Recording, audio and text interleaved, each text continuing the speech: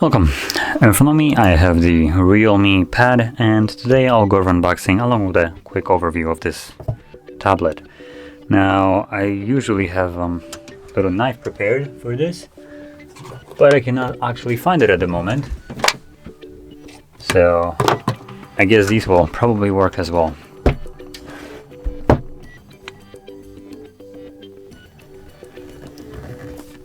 There we go, good enough.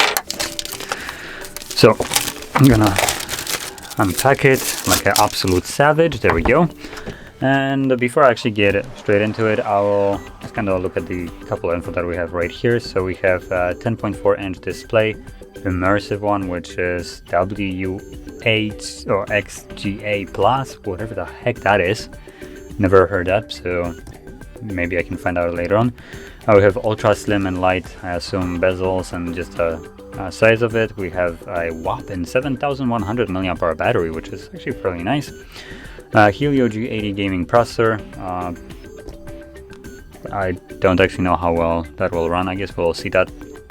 We have Adobe Atmos quad speaker.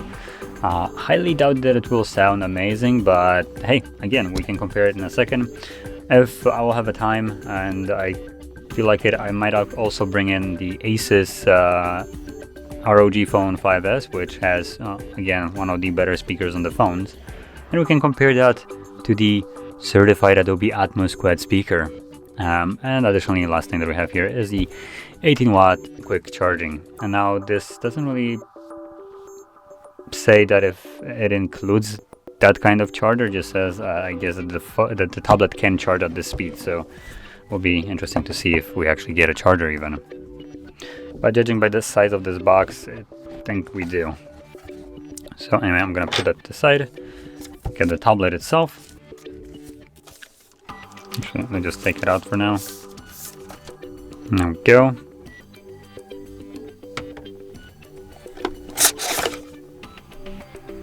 Well, that's not a fun design. So in here we get some paperwork, charging cable, which is Type A to Type C. You can see right here. And nothing else. I'm just gonna put that back. It's not like any of these things are worth mentioning.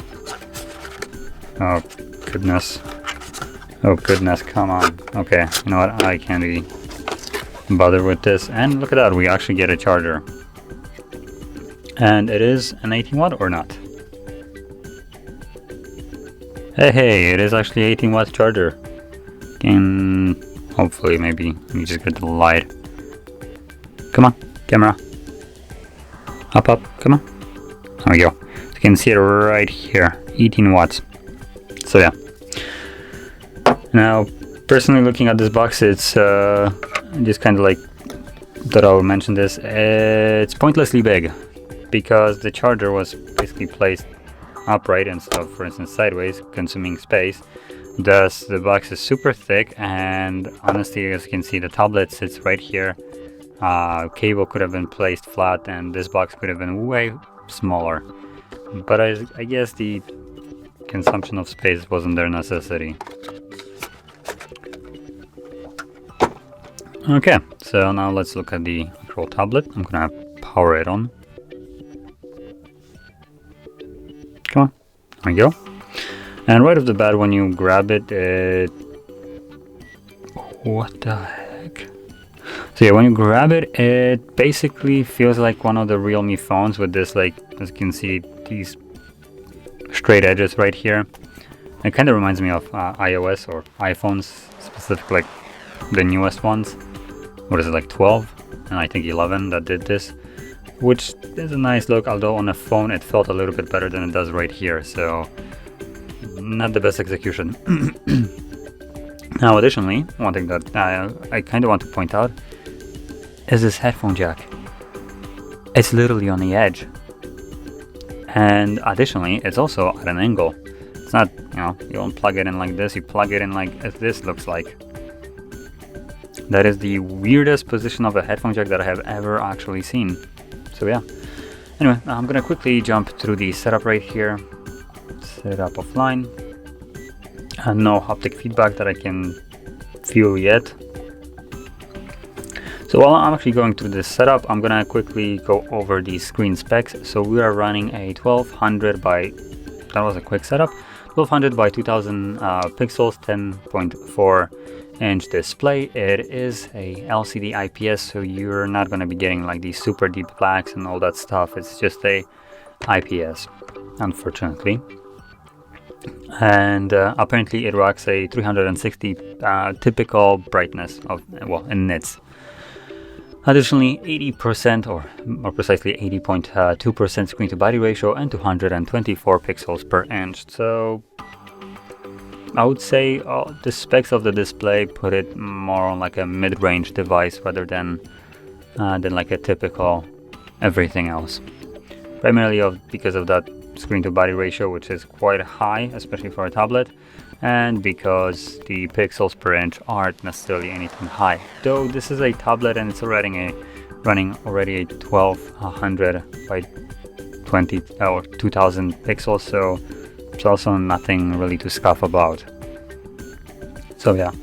Anyway, moving on to another part of this device, which probably will not be anything special, is the camera. Now this camera is an 8 megapixel camera. It also has another 8 megapixel at the front. So yeah, we have two really crappy cameras by the sound of it. Let's actually check it out. Gonna pop in the camera app. Let's, yep, sign away my soul. Cool. And actually, let's just grab the charger.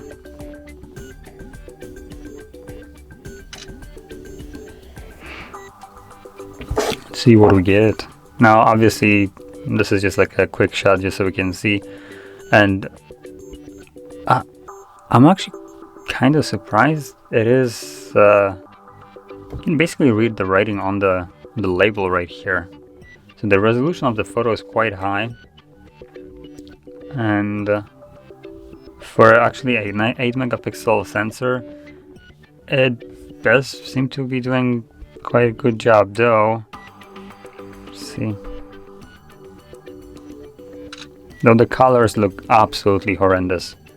They are nowhere near what the actual like things look like. So as an example, this right here is way too saturated in almost every aspect. The green is just more orangish than it should be. The pod itself is saturated way more than you can see it right here, and even on this camera.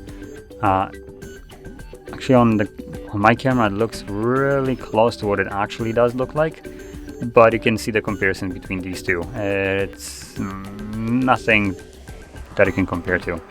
Additionally, the keyboard switches right here, and they're almost like this kind of like milky color. Well, they should be more of a brownish, so color reproduction here is just atrocious. Now anyway, moving on to something that is not atrocious, probably will be the rest of the device. So let's go into the specs. So like I mentioned before, we are running this processor, which was, what was it? Now I need to find it. Where the heck was it?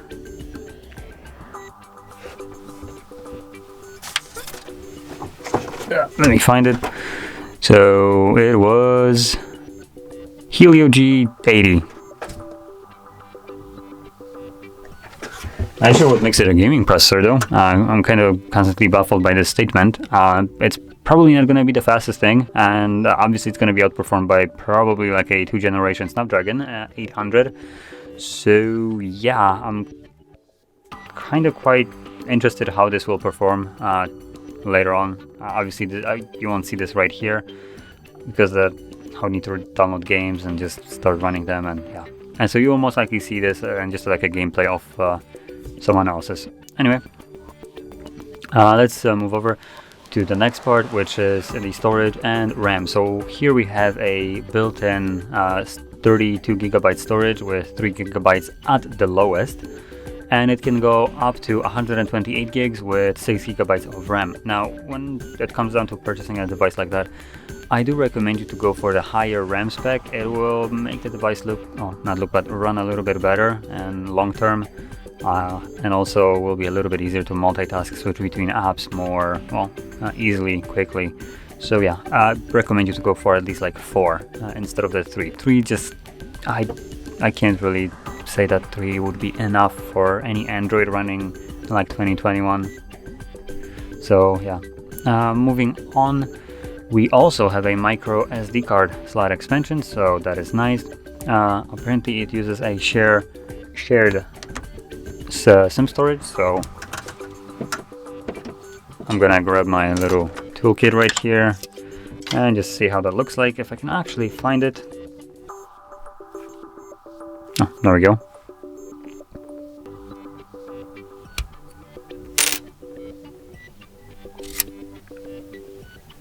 Okay, so it's just a single tray, and we have either like I said, SD card or SIM card. You can use either or, not both. Even though the tray literally has more size for it, but they just didn't bother including it and the hardware itself. So that's a little bit of a shame here. But still, it's actually nice that we have option for both in a way, as in you can use one or the other. Because let's be honest, for a company to produce a budget device, it would have been probably way easier to just drop one, like let's just say SD card support, and if they want to make an LTE version of the device, that's all they include, and there, you're done. So I do have to say that is nice that they actually went with the route to allow you to choose which one you want. Now let's go over some other parts. So I went over the RAM, the processor, the battery. I did mention at the beginning 7100 with 18 watt charging. It's apparently also reverse charging, so you can plug in your device to this and use it kind of as a power bank if you have a need for that. And honestly, there's not much more to say about it. The device comes at a really respectable price of about 160 euros, so it is a really nice price for the device that actually, at the first glance, I mean, it's not the fastest. You can kind of see it even when you're pulling out the tray right here. It's kind of choppy, though it's also part due to the fact that it is running only 60 hertz. But yeah, for the price, I can't really complain about it. It runs fairly well. Now, for the last little thing, I'm gonna open up YouTube. If I can actually connect to a Wi-Fi, let's just do that first. And I'm gonna test those speakers, which I mentioned before. Wait, not what I wanted actually. There we go. So let me quickly connect to Wi-Fi.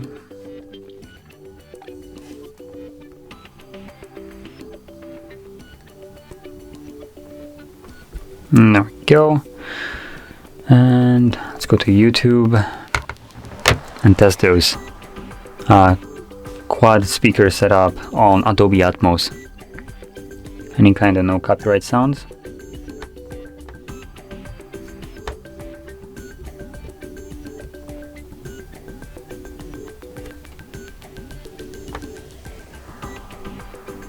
No, I'm just gonna pick whatever the first thing is.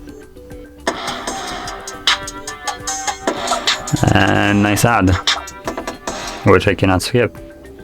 There we go.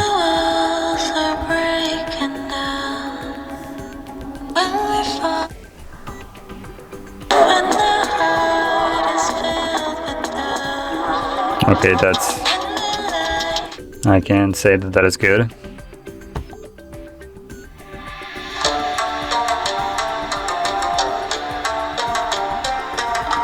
I can also reposition the microphone a little bit better and clip it. You might hear a little bit of a pop in the microphone when I unclip it, so brace yourself. So it's basically going to be hanging directed at the tablet itself, which should give you a little bit of a better sound, but I guess we'll see.